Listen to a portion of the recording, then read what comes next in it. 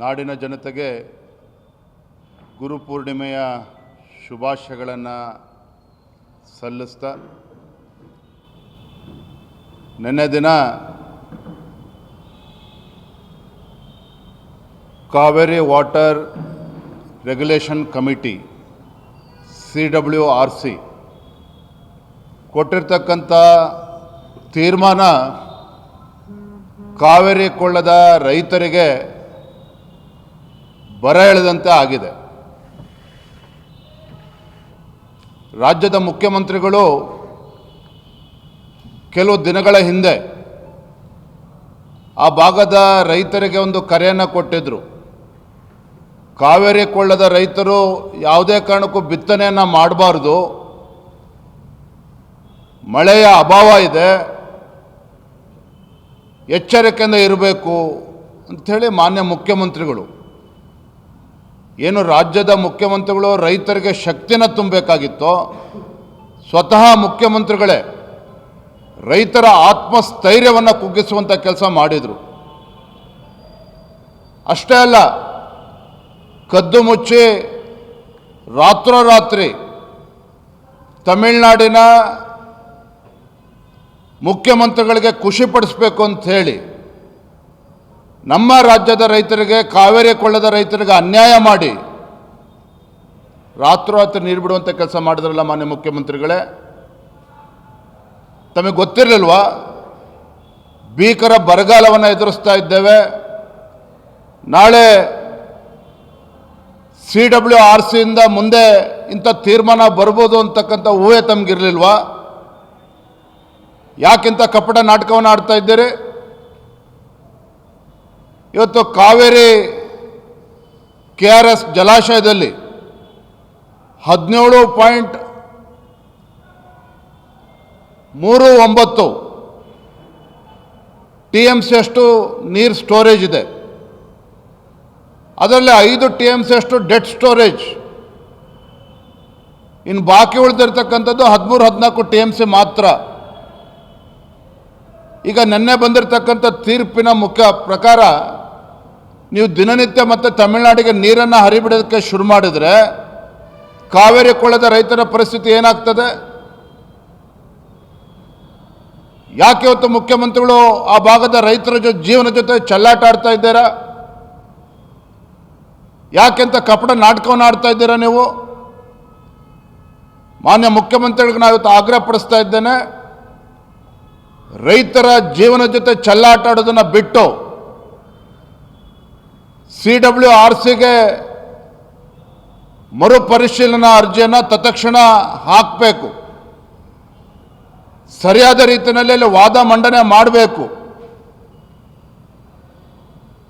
ತೀವ್ರ ಬರಗಾಲ ಯಾವ ರೀತಿ ರೈತರು ಸಂಕಷ್ಟದಲ್ಲಿದ್ದಾರೆ ಅದನ್ನು ಮನವರಿಕೆ ಮಾಡುವಂಥ ಕೆಲಸ ಕರ್ತವ್ಯ ರಾಜ್ಯ ಸರ್ಕಾರದ್ದು. ಇಷ್ಟು ಬಾರಿ ಡೆಲ್ಲಿಗೆ ಹೋಗ್ಬರ್ತೀರಿ ಕ್ಯಾಬಿನೆಟ್ ಎಕ್ಸ್ಪೆನ್ಷನ್ ಅಂತೇಳಿ, ಯಾಕೆ ವಕೀಲರನ್ನ ಕೂರಿಸಿ ಚರ್ಚೆ ಮಾಡೋದಕ್ಕೆ ಸಾಧ್ಯ ಆಗಲಿಲ್ಲ ನಿಮಗೆ ಮಾನ್ಯ ಮುಖ್ಯಮಂತ್ರಿಗಳಿಗೆ? ಇಂಥ ದ್ರೋಹ ಬಗೆಯುವಂಥ ಕೆಲಸ, ರೈತರಿಗೆ ದ್ರೋಹ ಬಗೆಯುವಂಥ ಕೆಲಸ ನೀವು ಮಾಡಬಾರ್ದು. ಭಾರತೀಯ ಜನತಾ ಪಾರ್ಟಿ ನಾಡಿದ್ದು 31ನೇ ತಾರೀಕು ಮಂಡ್ಯದಲ್ಲಿ ಈ ಕಾಂಗ್ರೆಸ್ ಸರ್ಕಾರ ರೈತರ ಹಿತರಕ್ಷಣೆಯನ್ನು ಕಾಪಾಡಬೇಕು ಅಂತ ಹೇಳಿ ಮಂಡ್ಯದಲ್ಲಿ 31ನೇ ತಾರೀಕು ಒಂದು ಬೃಹತ್ ಹೋರಾಟಕ್ಕೆ ನಾವು ಕರೆಯನ್ನು ಕೊಡ್ತಾ ಇದ್ದೇವೆ. ಆ ಭಾಗದ ರೈತ ಸಂಘಟನೆಗಳು, ಸಂಘ ಸಂಸ್ಥೆಗಳು ತಾವೆಲ್ಲರೂ ಕೂಡ ಈ ರೈತರ ಹೋರಾಟಕ್ಕೆ, ನಮ್ಮ ಹೋರಾಟಕ್ಕೆ ಬೆಂಬಲವನ್ನು ನೀಡಬೇಕು ಅಂತೇಳಿ ತಮ್ಮ ಮುಖೇನ ನಾನು ವಿನಂತಿಯನ್ನು ಕೂಡ ನಾನು ಮಾಡ್ತಾ ಇದ್ದೇನೆ. ಎರಡನೇ ವಿಚಾರ, ನಿನ್ನೆ ಹೈಕೋರ್ಟ್ ಒಂದು ಪ್ರಮುಖವಾಗಿರ್ತಕ್ಕಂಥ ಒಂದು ಬೆಳವಣಿಗೆ ಆಗಿದೆ. ರಾಜ್ಯ ಉಚ್ಚ ನ್ಯಾಯಾಲಯದಲ್ಲಿ ಬಾಂಗ್ಲಾದೇಶಿ ಅಕ್ರಮ ವಲಸಿಗರ ವಿರುದ್ಧ ಯಾವ ಸಾಮಾಜಿಕ ಕಾರ್ಯಕರ್ತ ಧ್ವನಿ ಎತ್ತುವಂಥ ಕೆಲಸ ಮಾಡಿದ್ದಾರೆ, ನೇತೃತ್ವ ತಜ್ಞ ಅಂತ ಒಬ್ಬ ಸಾಮಾಜಿಕ ಕಾರ್ಯಕರ್ತನ ವಿರುದ್ಧವೇ ಪೊಲೀಸರು ಇವತ್ತು FIR ದಾಖಲು ಮಾಡ್ತಾರೆ ಅಂತ ಹೇಳಿದ್ರೆ ಈ ಕಾಂಗ್ರೆಸ್ ಸರ್ಕಾರಕ್ಕೆ ಮಾನ ಮರ್ಯಾದೆ ಏನಾರು ಇದೆಯಾ? ಹಾಗಾದರೆ ಮಾನ ಮರ್ಯಾದೆ ಏನಾರು ಇದೆಯಾ ಕಾಂಗ್ರೆಸ್ ಸರ್ಕಾರಕ್ಕೆ? ಯಾರನ್ನು ಖುಷಿಪಡಿಸೋಕೆ ಇಷ್ಟು ನಾಟಕ ಆಡ್ತಾ ಇದ್ದೀರಿ? ಯಾರನ್ನ ಮನವೊಲಿಸೋದಕ್ಕೆ ಇವತ್ತು ರಾಜ್ಯ ಸರ್ಕಾರ ಕಾಂಗ್ರೆಸ್ ಸರ್ಕಾರ ಹೊರಟಿದೆ? ಹಾಗಾದರೆ ಅಕ್ರಮ ವಲಸಿಗರಿಗೆ ಇವತ್ತು ಪರ್ಮನೆಂಟ್ ರೆಸಿಡೆಂಟ್ ಸರ್ಟಿಫಿಕೇಟ್ ಕೊಟ್ಟಿರ್ತಕ್ಕಂಥ DK ಶಿವಕುಮಾರ್ ಸರ್ಕಾರ ಯಾವ ಸಾಮಾಜಿಕ ಕಾರ್ಯಕರ್ತ ಧ್ವನಿ ಎತ್ತಾನೆ ಅಂಥವ್ರ ವಿರುದ್ಧ FIR ದಾಖಲು ಮಾಡಿ ಬೆದರಿಸುವಂಥ ಕೆಲಸ ಮಾಡ್ತೀರಿ ಅಂತ ಹೇಳಿದ್ರೆ ಇಂಥ ಲಜ್ಜೆಗೆಟ್ಟ ಕಾಂಗ್ರೆಸ್ ಸರ್ಕಾರ ಇದು ದೇಶದ್ರೋಹದ ಕೆಲಸ, ದೇಶದ್ರೋಹದ ಕೆಲಸ. ಇವತ್ತು ಹೈಕೋರ್ಟ್ ಇವತ್ತು ಮಧ್ಯಸ್ಥಿಕೆ ವಹಿಸಬೇಕಂತ ಪರಿಸ್ಥಿತಿ ನಿರ್ಮಾಣ ಮಾಡಿದ್ದೀರಿ. ಅಲ್ಪಸಂಖ್ಯಾತನ ಓಲೈಕೆ ಮಾಡಬೇಕು ಅನ್ನೋ ನಿಟ್ಟಿನಲ್ಲಿ ಇಂಥ ಕೀಳುಮಟ್ಟಕ್ಕೆ ಇವತ್ತು ಕಾಂಗ್ರೆಸ್ ಸರ್ಕಾರ ಹೋಗ್ತದೆ ಅಂತ ಹೇಳಿದ್ರೆ ಇಂಥ ಸರ್ಕಾರನ ಯಾರೂ ಕೂಡ ಕ್ಷಮಿಸೋದಕ್ಕೆ ಸಾಧ್ಯ ಇಲ್ಲ. ಹಾಗಾಗಿ ಮಾನ್ಯ ಮುಖ್ಯಮಂತ್ರಿಗಳೇ, ಪೊಲೀಸ್ ಇಲಾಖೆನ ದುರ್ಬಳಕೆ ಮಾಡಿಕೊಂಡು ಹಿಂದೂ ಕಾರ್ಯಕರ್ತರ ಮೇಲೂ ನೀವು ದಬ್ಬಾಳಿಕೆ ಮಾಡ್ತೀರಿ. ಇಂಥ ಅಕ್ರಮ ಬಾಂಗ್ಲಾದೇಶಿಯರ ವಿರುದ್ಧ ಹೋರಾಟ ಮಾಡುವಂತಹ ಸಾಮಾಜಿಕ ಕಾರ್ಯಕರ್ತರನ್ನು ಕೂಡ FIR ದಾಖಲು ಮಾಡಿ ಇವತ್ತು ಅವ್ರಿಗೆ ಜೈಲು ಅಡ್ತಕ್ಕಂಥ ಪ್ರಯತ್ನ ಷಡ್ಯಂತ್ರ ಏನು ಮಾಡ್ತಾ ಇದ್ದೀರಿ? ನಿಮಗೆ ಶೋಭೆ ತರೋದಿಲ್ಲ. ಏನು ಹಿಂದುತ್ವದ ಬಗ್ಗೆ ಕಪಟ ನಾಟಕ ಆಡ್ತೀರಿ? ಈಗ ನಾವು ಏನು ಅಂತೇಳಿ ತೋರಿಸ್ಕೊಡಿ. ಈ ರೀತಿ ಯಾರು ಹೋರಾಟಗಾರನ ಹತ್ತಿಕ್ಕುವಂಥ ಕೆಲಸ ಕಾಂಗ್ರೆಸ್ ಸರ್ಕಾರ ಮಾಡಬಾರ್ದು, ಮಾನ್ಯ ಮುಖ್ಯಮಂತ್ರಿಗಳು ಮಾಡಬಾರ್ದು. Yes sir.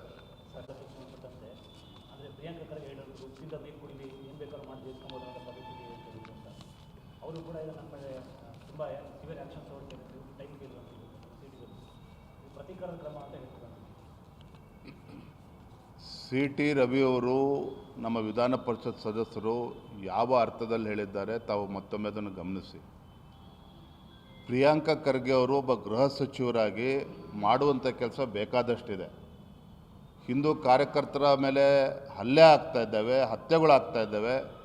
ಇದೇ ಹಾವೇರಿ ಜಿಲ್ಲೆಯಲ್ಲಿ ಏನೇನು ಘಟನೆಗಳಾಗಿದ್ದಾವೆ ತಾವೇ ನೋಡಿದ್ದೀರಿ, ರಾಜ್ಯದ ಜನರು ಕೂಡ ನೋಡಿದ್ದಾರೆ. ಮೊನ್ನೆ ಬೆಂಗಳೂರಿನಲ್ಲೂ ಕೂಡ ಯಾವ ರೀತಿ ದೇಶದ್ರೋಹಿಗಳ ವಿರುದ್ಧ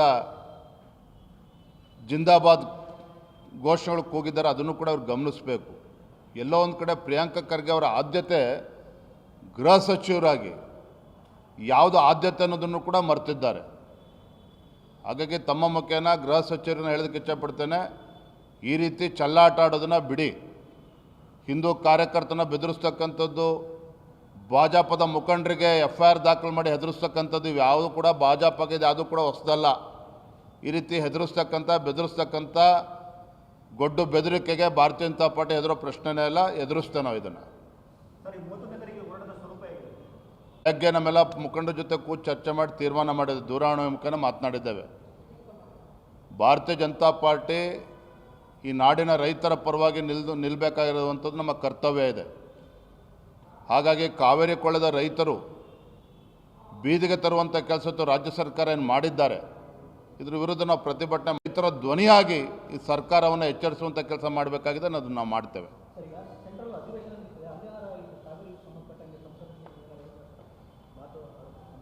ಕೇಂದ್ರದಲ್ಲಿ ನಮ್ಮ ಸಂಸದರು ಏನು ಮಾಡಬೇಕು ಅದನ್ನು ಮಾಡ್ತಾರೆ. ರಾಜ್ಯದ ಅಧ್ಯಕ್ಷನ ಇವತ್ತು ನಾನು ಹೇಳ್ತಾ ಇದ್ದೇನೆ, ಕಾವೇರಿ ಕೊಳ್ಳದ ರೈತರ ಪರವಾಗಿ ನಾವು ಧ್ವನಿಯಾಗಿ ನಿಲ್ತೇವೆ, ಹೋರಾಟವನ್ನು ಕೂಡ ಮಾಡ್ತೇವೆ, ಅವರಿಗೆ ನ್ಯಾಯ ಕೊಡಿಸುವಂಥ ಕೆಲಸ ನಾವು ಮಾಡ್ತೇವೆ. ಎಲ್ಲರೂ ಕೂಡ ಬೆಂಬಲ ಕೊಡ್ತಾರೆ, ರೈತ ಸಂಘಟನೆಗಳು ಕೂಡ ಹೋರಾಟ ಕೊಡ್ತಾರೆ, JDS ಕೂಡ ಬೆಂಬಲವನ್ನು ಕೊಡ್ತಾರೆ, ಎಲ್ಲರೂ ಕೂಡ. ಯಾಕಂತ ಹೇಳಿದ್ರೆ ರೈತರು ಅಂತ ಹೇಳಿದ್ರೆ ಪಕ್ಷಾತೀತವನ್ನು ಹೋರಾಟವನ್ನು ಮಾಡಬೇಕಾಗ್ತದೆ. ಎಲ್ಲರೂ ಸಹಕಾರವನ್ನು ತೆಗೆದುಕೊಂಡೆ ಹೋರಾಟವನ್ನು ಮಾಡ್ತೇವೆ.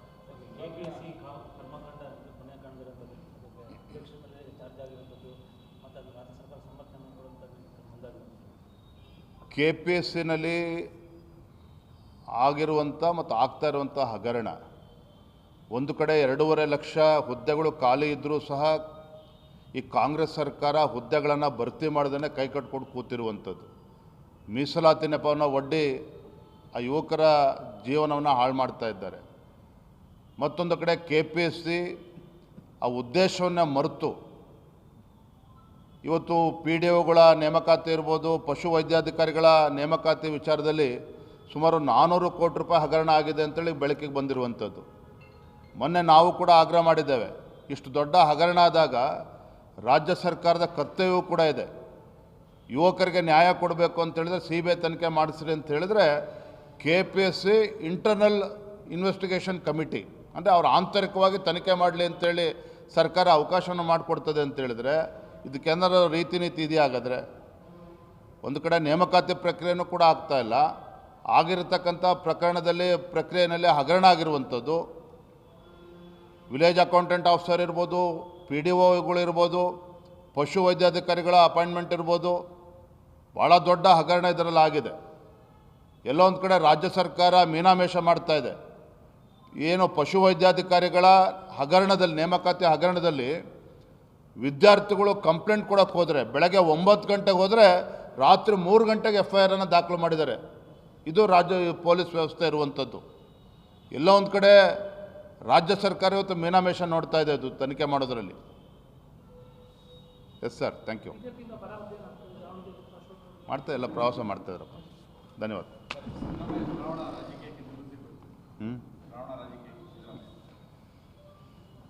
ಮಾಜಿ ಮುಖ್ಯಮಂತ್ರಿಗಳು ಸಿದ್ದರಾಮಯ್ಯನವರು ಸಕ್ರಿಯ ರಾಜಕಾರಣದಿಂದ ನಾನು ಹಿಂಸರಿತೇನೆ, ಚುನಾವಣಾ ರಾಜಕಾರಣದಿಂದ ಹಿಂಸರಿತೇನೆ ಅನ್ನುವ ಘೋಷಣೆ ಮಾಡಿದ್ದಾರೆ. ಬಹುಶಃ ನನಗನ್ನಿಸ್ತದೆ 28ರ ಚುನಾವಣೆ ಕಾಂಗ್ರೆಸ್ ಪಕ್ಷ 70-80 ಸ್ಥಾನ ಗೆಲ್ತೇವೆ ಅನ್ನೋ ಭ್ರಮೆನಲ್ಲೇನಿದ್ದರೂ ಸಿದ್ದರಾಮಯ್ಯನವರ ತೀರ್ಮಾನದಿಂದ 50ಕ್ಕೆ 60ಕ್ಕೆ ಇಳಿತಾರೆ. Thank you.